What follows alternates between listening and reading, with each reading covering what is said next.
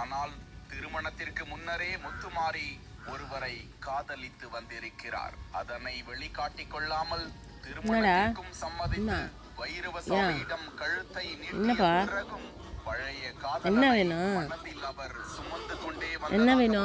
மேலும் அந்த காதலனை வரவழைத்து அவ்வப்போது கள்ள உறவும் கொண்டிருந்தது. அந்த உல்லாசத்திற்கு கணவரை தடையாக நினைத்திருக்கிறார் முத்துமாரி. மேலும் அந்த கணவரை தீர்த்து கட்டவும் பிளான் போட்டு வந்திருக்கிறார் முத்துமாரி.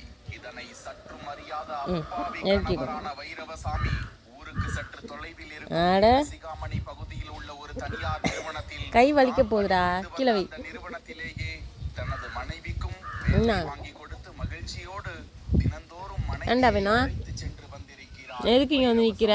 இந்த நிலையில்தான்